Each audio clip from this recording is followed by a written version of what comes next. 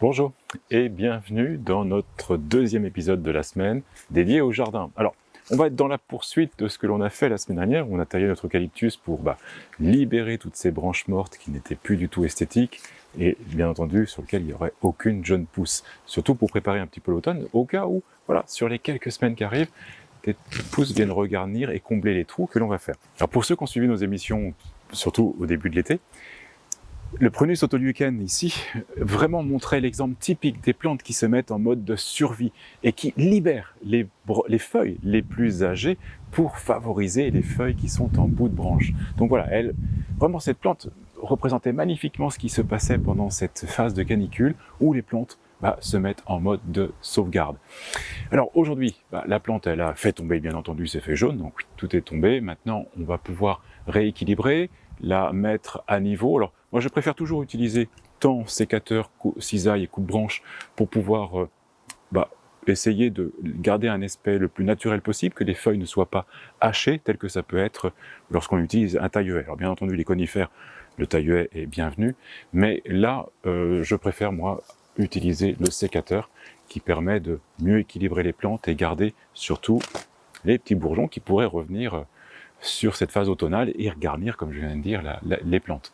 Donc voilà, donc on rentre dans cette phase de taille. Et on n'oublie pas de nettoyer sa lame, principalement parce que dans cette phase de taille, on ne sait pas quelle maladie on peut propager entre les différents végétaux. Donc il est préférable de prévenir plutôt que guérir. Et surtout, on l'a vu sur la griséline qui est en bout de ligne là. Elle a développé au printemps beaucoup de taches brunes. Donc, dans le doute, on avait traité à la prêle. Il semble que malgré tout, c'était efficace parce qu'en fait, il y a juste la phase intérieure qui est restée brun et puis elle a refait des pousses saines sur la phase du printemps et de l'été. Et puis, les grisélines n'ont pas du tout aimé cette période de canicule. Donc, beaucoup d'entre vous ont dû perdre leur griséline et ça, c'est vraiment regrettable. La nôtre, elle a tenu, donc je vais quand même la tailler et la rabattre, mais il y a toujours ce doute de la maladie dans la plante, donc je ne veux surtout pas propager cette maladie sur les autres plantes. Donc voilà, je vais la faire d'une part en dernier, surtout je désinfecte au fur et à mesure où je taille. Et quand on taille comme ça au sécateur, on fait en sorte de le faire juste au-dessus d'un bourgeon pour que la plante puisse redémarrer et redévelopper des branches, et si possible vers l'extérieur. Dommage de couper les élagnus à cette période, parce que c'est vrai que les fleurs arrivent. Donc si on veut bénéficier de cette belle odeur et ce côté agréable quand on passe à côté, on va juste faire quététer pour être sûr que l'on garde quand même un maximum de fleurs et de ce parfum qui est extraordinaire. Alors les Laegnus et le Prunus autoleucène ne sont pas au même niveau et ça ne va pas faire une haie longiligne volontairement. Alors, premièrement, je l'ai dit, les Laegnus, je ne suis pas trop rentré dedans, un petit peu quand même, mais j'essaie surtout laisser les fleurs quand même sentir cet automne. Et puis le Prunus, en fait, si je rentrais au même niveau que les Laegnus, j'étais sans feuilles, parce que toutes les parties aériennes, comme je l'ai dit, ont pris le dessus cet été. Et en fait, si je me mettais à ce niveau, en fait, j'avais plus beaucoup de feuilles, donc ce serait pas joli pour l'automne. Donc on rentrera dedans, mais au printemps. Ceci dit, de garder des nuances entre les plantes, puisque c'est une haie variée, en fait, toutes les plantes n'ont pas forcément la même règle de taille, donc ce n'est pas non plus totalement gênant, c'est un feuillage différent, c'est une floraison différente, donc c'est pas gênant de faire des petites nuances dans une haie, même si ça devrait être une continuité. Et maintenant, on va attaquer la griséline, ça va être un autre travail. Bien, alors la griséline. Ça va être un sacré chantier. Donc, premier objectif quand même, retirer au maximum les feuilles mortes qu'on peut avoir qui rendent misérable cette plante.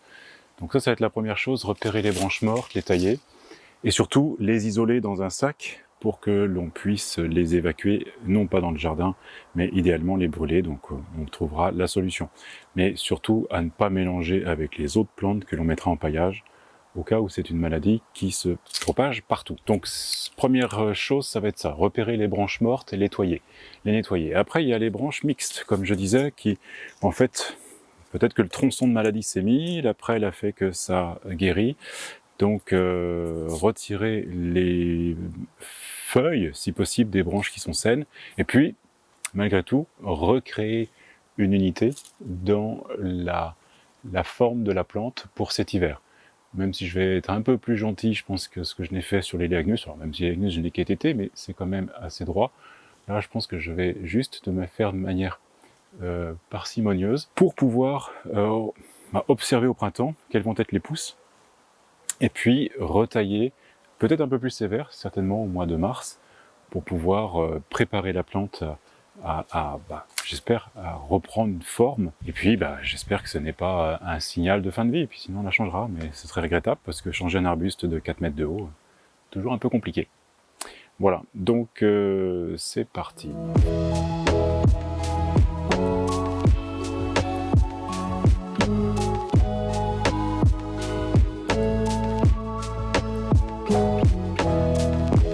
Bien, allez voilà, ça va sérieusement éclaircir la plante, mais bien, on a quand même espoir, parce qu'il y a des endroits où je vois des jeunes pousses, là, donc c'est bon signe. Donc on va continuer à aller sur ce chemin.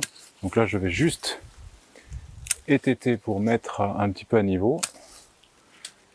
Et puis, on va s'arrêter là pour aujourd'hui. Voilà, les dernières tailles dans cet alignement. L'Exocorda. Alors, c'est vrai que l'Exocorda, c'est une plante qui donne des fleurs au printemps, avant les feuilles. C'est absolument extraordinaire. C'est vraiment, on a ce blanc souvent quand il y a ce ciel bleu du mois de mars. C'est juste extraordinaire. Donc, l'Exocorda, elle a gentiment envahi le dessus du toit. Donc forcément, il va y avoir des feuilles qui vont tomber, qui vont se précipiter dans la gouttière avec les pluies, et qui vont venir faire bouchon dans toute la descente.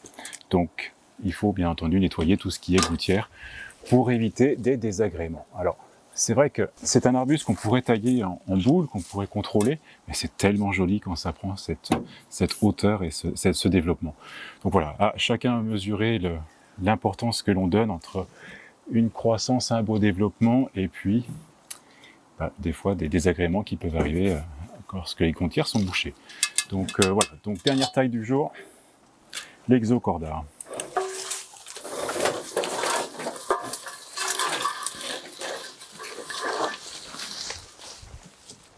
Allez, voilà, cette haie va être préparée pour l'automne. Bien entendu, pour cette dernière plante, je ne me fais pas d'illusions, puisqu'on a laissé une bonne partie avec des feuilles. Il y a forcément des feuilles qui vont atterrir sur le toit et ruisseler gentiment avec la pluie et atteindre la gouttière. Donc il faudra nettoyer de temps en temps. J'espère que vous avez pris de bonnes idées pour aujourd'hui. C'est principalement la taille, c'est une des tâches que vous devez réaliser. Et si vous suivez le calendrier lunaire, c'est la bonne période pour le faire. Donc voilà, on est dans la quinzaine des tailles. Donc il faut donner toutes ces chances aux végétaux. Et surtout, ce qui est intéressant, c'est que vous allez pouvoir avoir des pousses qui vont venir, comme je l'ai dit à plusieurs reprises dans cette séquence, qui vont revenir garnir malgré tout quelques trous que vous avez faits. Donc, voilà, arrivera le mois de novembre, vous aurez une haie qui sera prête pour passer l'hiver. Et surtout, quand le givre va se poser dessus dans les phases d'hiver, là, ça va être juste de toute beauté. Voilà, jardinez bien.